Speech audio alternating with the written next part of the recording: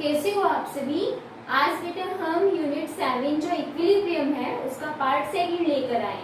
ठीक है बेटा, तो इसमें हम डिस्कस करेंगे कि जो इलेक्ट्रोलाइट्स होते हैं वो क्या होते हैं, आयनिक इक्विलिब्रियम क्या होता है, पीएच भी हम डिस्कस करेंगे। ठीक है, तो 1 बाय 1 हम लेकर चलते हैं। तो फर्स्टली हम डिस्कस कर रहे हैं बेटा इलेक्ट्रोलाइट्स क्या होते हैं। इलेक्ट्रोलाइट्स बेटा, इलेक्ट्रोलाइट्स वो सब्सटेंस है जो कि डिसोशिएट हो जाते हैं आयंस के अंदर। ठीक है, और क्या करते हैं, इलेक्ट्रिसिटी को कंडक्ट करते हैं। और वो आयंस के अंदर डिसोशिएट कब होंगे, जब हम उसमें क्या डालेंगे, वाटर, या हम कहें किसी भी एक्वस सॉल्यूशन के अंदर जो सब्सटेंस है वो क्या हो जाए, डिसॉल्व होकर आयंस में ब्रेक डाउन हो जाए एंड इलेक्ट्रिसिटी को क्या करते हैं, कंडक्ट करते हैं। उन्हीं को ही आप क्या बोलोगे, इलेक्ट्रोलाइट। ठीक है, और ऐसे सब्सटेंस जो कि एक्वस सॉल्यूशन के अंदर बेटा इलेक्ट्रिसिटी कंडक्ट नहीं करते हैं उनको आप क्या बोलोगे, नॉन इलेक्ट्रोलाइट। ठीक है, तो हम लिखेंगे दो substance which dissolve in water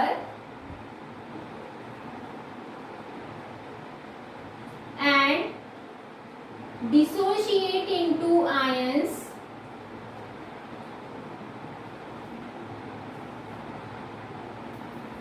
and conduct the electricity.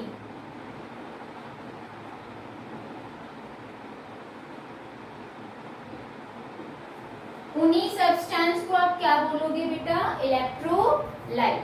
ठीक है, नॉन इलेक्ट्रोलाइट क्या होंगे, जो कि वाटर के अंदर डिसॉल्व नहीं होते हैं एंड आयंस में भी डिसोशिएट नहीं होते और इलेक्ट्रिसिटी को भी कंडक्ट नहीं करते, उनको आप क्या बोलोगे, नॉन इलेक्ट्रोलाइट। क्लियर है बेटा। इलेक्ट्रोलाइट्स जो होते हैं वो दो टाइप के होते हैं। कौन कौन से, देखो हम देख रहे हैं टाइप्स ऑफ इलेक्ट्रोलाइट। ठीक है बेटा, इसके अंदर जो फर्स्ट आता है वो होता है स्ट्रॉन्ग इलेक्ट्रोलाइट। स्ट्रॉन्ग इलेक्ट्रोलाइट क्या होते हैं, जो कि बेटा कंप्लीटली डिसोशिएट हो जाते हैं आयंस के अंदर और मोर, आपके ये भी कह सकते हैं कि मोर अमाउंट में या फिर लार्जर अमाउंट में इलेक्ट्रिसिटी को कंडक्ट करते हैं या very good conductor of the electricity होते हैं, उनको आप क्या बोलते हो, स्ट्रॉन्ग इलेक्ट्रोलाइट।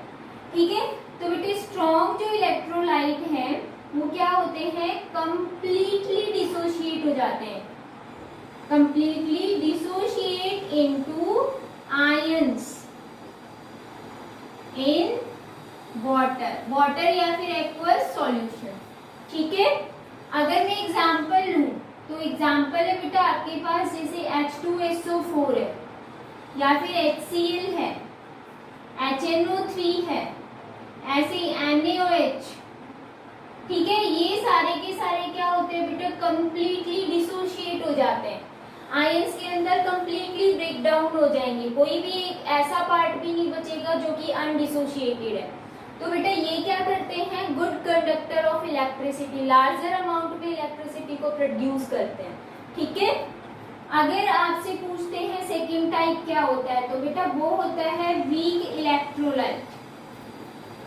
वीक इलेक्ट्रोलाइट्स कौन से होते हैं, जो बेटा कंप्लीटली डिसोशिएट नहीं होते हैं, आप उनको क्या बोलते हो, वीक इलेक्ट्रोलाइट। ठीक है, तो हम ये कहेंगे partially dissociate, partially dissociate into ions in water are called weak electrolyte। और बेटा जो इलेक्ट्रिसिटी कंडक्ट करेंगे वो भी क्या करेंगे, ये लेस अमाउंट में करेंगे। ठीक है, तो यहाँ पर आपके पास एग्जाम्पल पूछते हैं तो आप एग्जाम्पल दोगे एसिटिक एसिड CH3COOH, और अगर एग्जाम्पल देना है आपको तो NH4OH। ठीक है, H2CO3, ये सारे एग्जाम्पल किसके हैं बेटा, वीक इलेक्ट्रोलाइट। ठीक है, ये आपके पास है strong electrolyte and weak electrolyte, आपको ध्यान रखना है। अब देखो बेटा, हम कह रहे हैं बार बार कि ये आयंस में डिसोशिएट हो जाता है और ये लेस अमाउंट में होता है, यानी कि इसमें कोई ना कोई ऐसा पार्ट रहता है जो कि आयंस में डिसोशिएट नहीं होता, उसको हम अनडिसोशिएटेड पार्ट बोल सकते हैं। ठीक है बेटा, तो अभी मैं डिस्कस करूंगी आपके पास आयोनिक इक्विलिब्रियम क्या होता है। क्लियर? तो अभी आप जल्दी से स्क्रीनशॉट ले लीजिए, देन स्टार्ट कर रहे हैं आयोनिक इक्विलिब्रियम। आयोनिक इक्विलिब्रियम क्या होता है?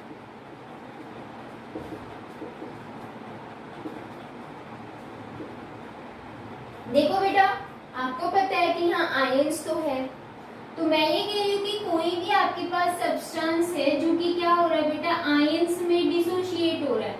एक आपके पास पॉजिटिव आयन बन रहा है और एक नेगेटिव आयन बन रहा है, तो इसके जो बीच में आपने डबल एरो यूज किया, ये क्या रिप्रेजेंट कर रहा है? इक्विलिब्रियम को। तो यहाँ पर बेटा जो इक्विलिब्रियम होगा किस किस के बीच में होगा?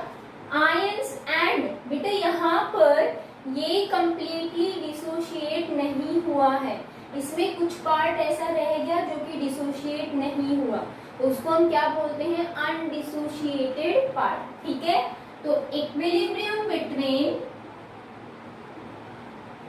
Ions and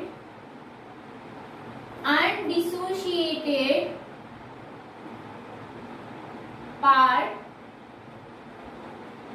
is called ionic equilibrium।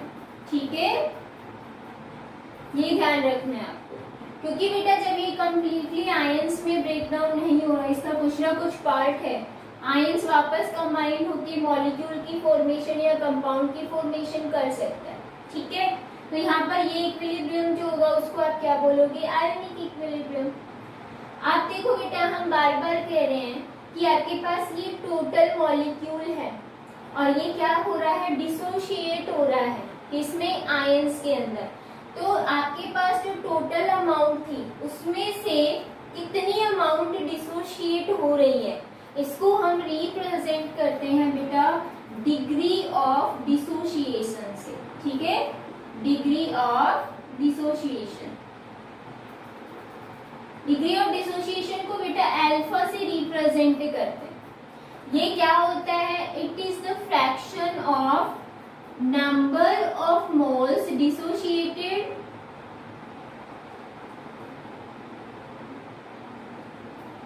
Divided by, आप क्या करोगे? Total number of moles.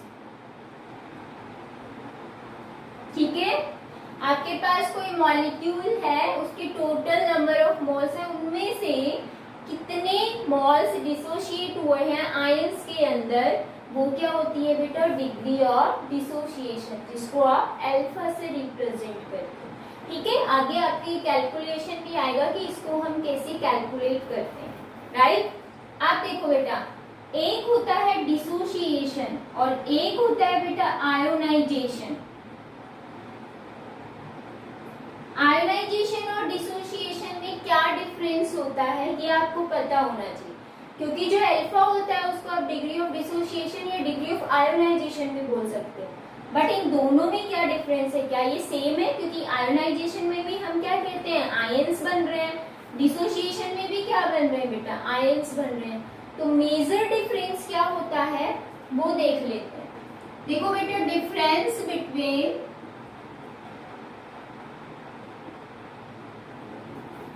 Dissociation and ionization. देखो बेटा, आपके पास जो कंपाउंड्स होते हैं वो दो टाइप के होते हैं। कौन कौन से? एक तो होते हैं बेटा आयोनिक कंपाउंड, ठीक है, और एक आपके पास होते हैं कोवेलेंट कंपाउंड। और जो कोवेलेंट कंपाउंड भी होते हैं बेटा, इनमें भी दो होते हैं, एक तो पोलर होता है और एक नॉन पोलर होता है। ठीक है, दो टाइप के होते हैं ना, कोवेलेंट में भी एक पोलर और एक नॉन पोलर, हम डिस्कस कर चुके हैं पहले। तो बेटा इनके अंदर जो पोलर फॉर्म होती है वो आयंस में ब्रेकडाउन हो सकता है। ठीक है, हो सकता नहीं, होता भी है। जैसे मैंने आपको एग्जांपल दिया, एक आपके पास है CCl4 और एक आपके पास है HCl, ठीक है। तो ये होता है नॉन पोलर और ये होता है बेटा पोलर। तो ये क्या होगा, आयंस में डिसोशिएट हो सकता है। अब देखो, अब हमें डिफरेंस देखना है कि आयोनाइजेशन और डिसोसिएशन होता क्या है। तो फर्स्टली देखो बेटा, जो आयोनिक कंपाउंड्स होते हैं, जैसे मैंने एग्जांपल लिया NaCl, ये आयोनिक होता है, ठीक है। सोडियम पर पॉजिटिव चार्ज और Cl पर नेगेटिव चार्ज, क्योंकि सोडियम इसको एक इलेक्ट्रॉन दे देता है, ठीक है। तो आयंस बन गए। अब इस आयन को, आयनिक कंपाउंड को हम किसके अंदर डाल रहे हैं, वाटर के अंदर। जैसे मैंने आपको ये कह दिया, आपके पास यहाँ क्या है, वाटर है, इसके अंदर डालना है। तो बेटा देखो, पहले से ही किस फॉर्म में है, Na पॉजिटिव है और एक आपके पास Cl नेगेटिव है, ठीक है। वाटर के अंदर जो बेटा H पॉजिटिव आयन होंगे वो इस Cl नेगेटिव आयन को क्या करेंगे, अट्रैक्ट करेंगे, और जो OH नेगेटिव आयन है वो बेटा इस Na पॉजिटिव को अट्रैक्ट करेंगे। तो यहाँ पर अट्रैक्शन, या हम ये कह सकते हैं H positive ion attracted by Cl negative ion. तो क्या होता है, ये आयन सेपरेट आउट हो जाते हैं। तो बेटा आयोनिक कंपाउंड्स जो होते हैं उनमें से क्या हो रहा है, बॉन्ड ब्रेक हो रहा है। दैट मीन्स इनमें क्या हो रहा है, डिसोसिएशन हो रहा है, ठीक है। इनमें से बीच का बॉन्ड ब्रेक हो रहा है, आयंस ऑलरेडी है इनके अंदर, ठीक है। और वाटर के अंदर डालते ही वाटर के H positive ion Cl negative ion से अट्रैक्ट हो जाते हैं एंड वाटर में OH negative ion Na positive को अट्रैक्ट कर लेते हैं, जिसकी वजह से बॉन्ड ब्रेक हो गया। दैट मीन्स डिसोसिएशन हुआ। आयोनाइजेशन क्या होता है बेटा, देखो जब हम वाटर के अंदर, आपके पास H पॉजिटिव और OH नेगेटिव आयन है, वाटर है ये, ठीक है, और इसके अंदर हम क्या डाल रहे हैं, ये HCl डाल रहे हैं। तो बेटा ये जो OH नेगेटिव आयन है ये किसको अट्रैक्ट करेगा, इस H आयन को। यहाँ पर H पॉजिटिव हो जाएगा और ये किस में कन्वर्ट हो जाएगा, Cl नेगेटिव। मतलब इसमें क्या होता है, आयंस जनरेट होते हैं, ठीक है। तो आयंस में ये ब्रेक डाउन होता है, तो उस प्रोसेस को आप क्या बोलोगे, आयोनाइजेशन। ध्यान रखना है बेटा, जितने भी आयोनिक कंपाउंड्स होते हैं उनमें डिसोसिएशन होता है एंड जितने भी पोलर कोवेलेंट कंपाउंड्स होते हैं उनमें बेटा क्या होता है, आयोनाइजेशन। दोनों ही केस में आयंस बन रहे हैं, क्लियर है। तो डिसोल्यूशन कैसे होता है वो मैंने आपको बता दिया, डिसोल्यूशन होगा तो डिसोसिएशन होगा, क्लियर है कैसे होता है। आप बेटा देखो नेक्स्ट डिस्कस करते हैं। अभी हमने देखा था कि जो वीक इलेक्ट्रोलाइट्स होते हैं उनमें क्या होता है कि जो डिसोशिएटेड पार्ट है वो लेफ्ट रहता है, मतलब कंप्लीटली डिसोशिएट नहीं होता है। तो उस केस के अंदर बेटा, उसके अंदर हम क्या करते हैं, जो वीक इलेक्ट्रोलाइट्स है उसमें हम जो इक्विलिब्रियम कांस्टेंट है उसकी वैल्यू कैलकुलेट करते हैं। और वो वैल्यू कैलकुलेशन किसने बताई थी बेटा, ओस्टवाल्ड साइंटिस्ट ने बताई थी, और उनके नेम के बेस पे ही लॉ आया था जिसको बोलते हैं ओस्टवाल्ड डिस्ट्रीब्यूशन लॉ। बेटा इस लॉ के अंदर होता क्या है, इसके अंदर जो वीक इलेक्ट्रोलाइट्स होते हैं, वीक इलेक्ट्रोलाइट्स, ठीक है, उनको क्या करते हैं हम वाटर के अंदर डिसॉल्व करते हैं।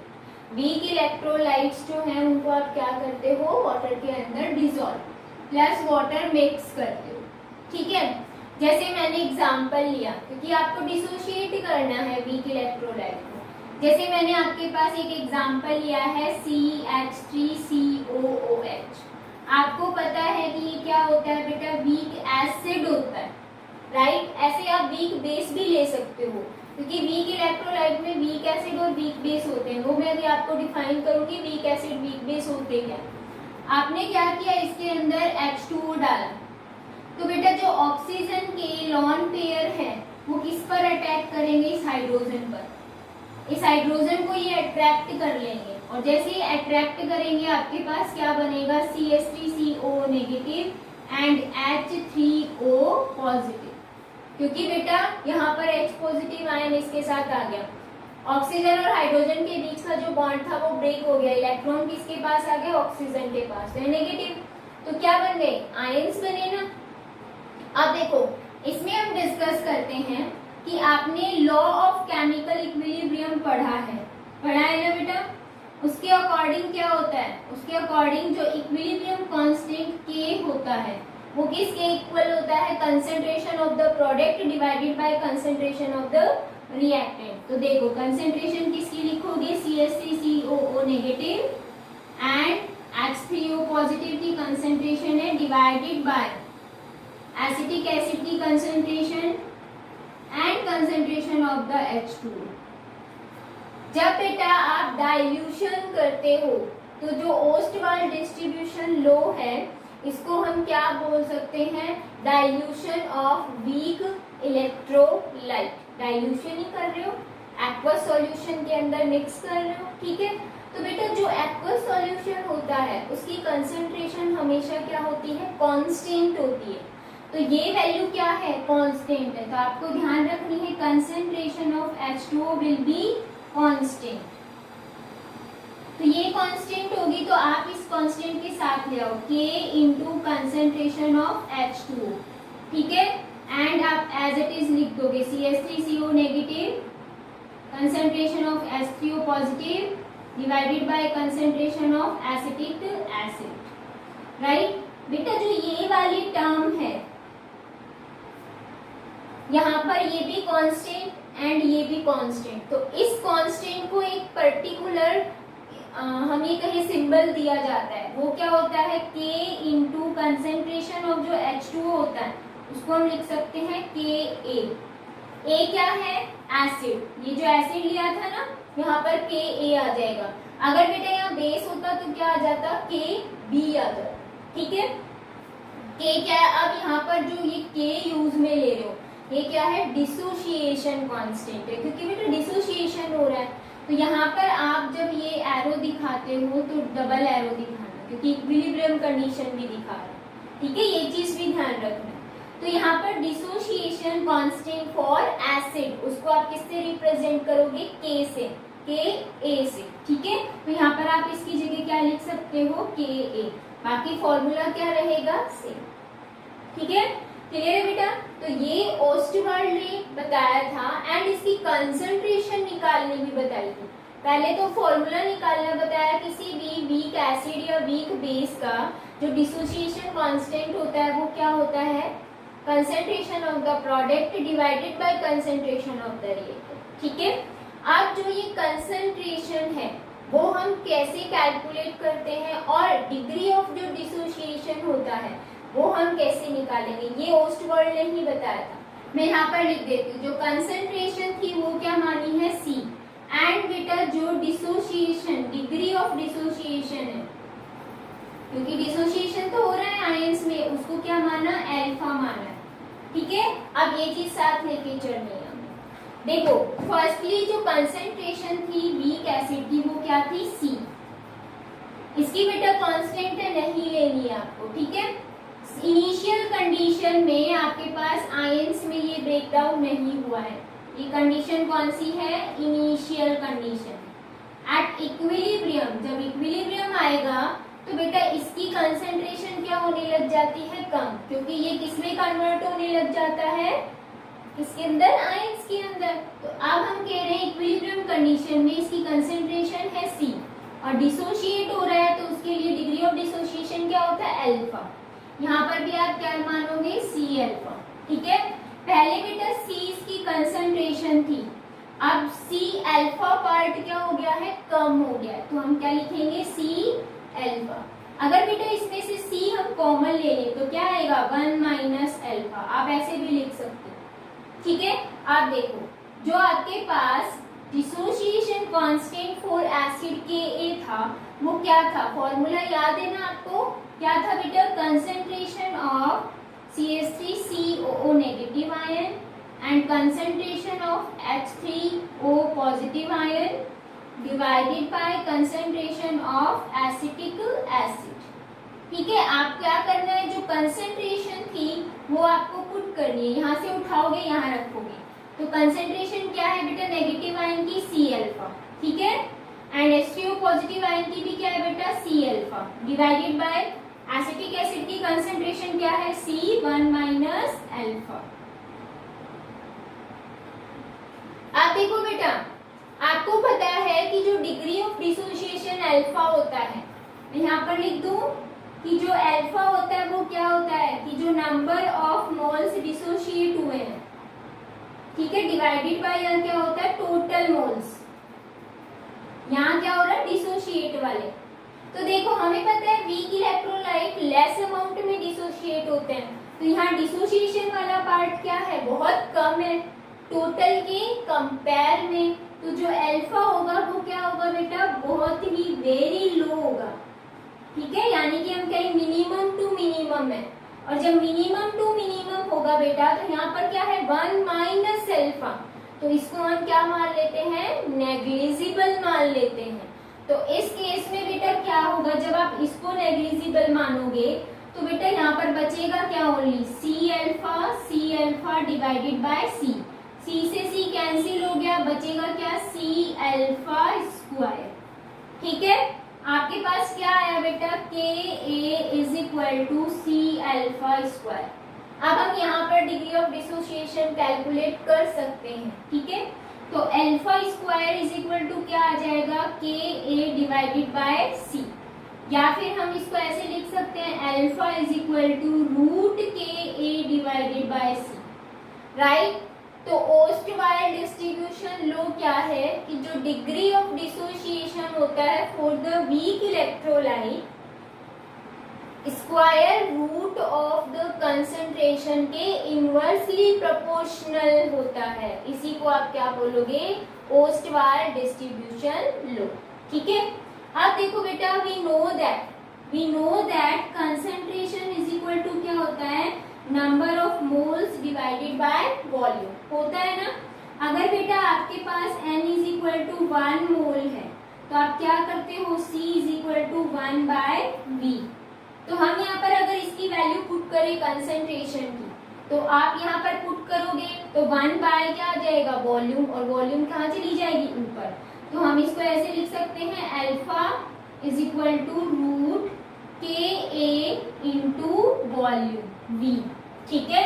आपके पास एक तो फॉर्मूला ये आता है और एक फॉर्मूला ये आता है, दैट मीन्स वीक इलेक्ट्रोलाइट के लिए जो अल्फा है या डिग्री ऑफ डिसोसिएशन है वो बेटा स्क्वायर रूट ऑफ कंसंट्रेशन के तो इनवर्सली प्रोपोर्शनल होता है, बट रूट स्क्वायर वॉल्यूम के क्या होता है बेटा डायरेक्टली प्रोपोर्शनल होता है, इसी को आप क्या बोलोगे ओस्टवायर डिस्ट्रीब्यूशन, ठीक है, या फिर हम बोल सकते हैं dilution of the weak electrolyte. Clear है। तो ये था कंप्लीट हो गया है, अच्छे से बेटा देख लो, जो चीज वहां पर एक्सप्लेन कर रही हूँ मैंने यहाँ पे लिखी हुई थी है। क्लियर। क्वेश्चन है बेटा कैलकुलेट डिग्री ऑफ डिसोसिएशन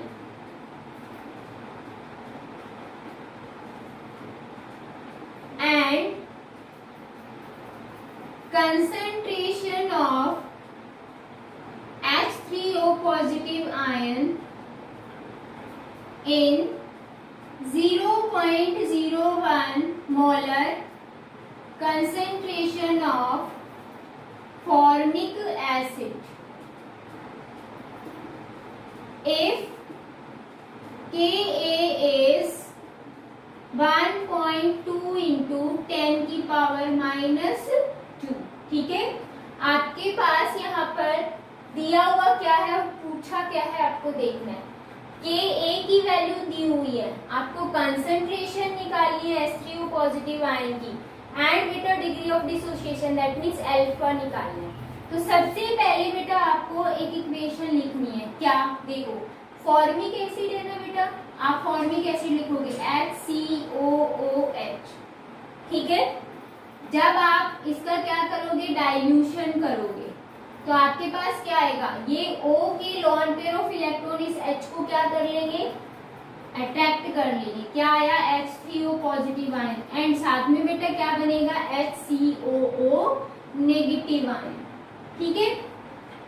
आपको पता है कि इसकी कंसेंट्रेशन आपको निकालनी है, इसकी बेटा दी हुई है ना क्वेश्चन में, ये देखो इन 0.01 molar concentration of the formic acid, इसका मतलब इसकी कंसेंट्रेशन 0.1 मोलर दी हुई है, ठीक है। तो अगर आपको डायरेक्ट करना है, जैसे हमें पता है we know that K A is equal to क्या था बेटा, alpha square, C alpha square था, है ना। कंसंट्रेशन हमें पता है, ठीक है। अब देखो इस कंसंट्रेशन से आप अल्फा तो निकाल लोगे, इसकी वैल्यू भी आपको निकालनी है। ये हम कैसे निकालते हैं, देखो जब इस इनिशियल कंसंट्रेशन इसकी क्या थी, पहले आप ये चीज देख लो एक बार।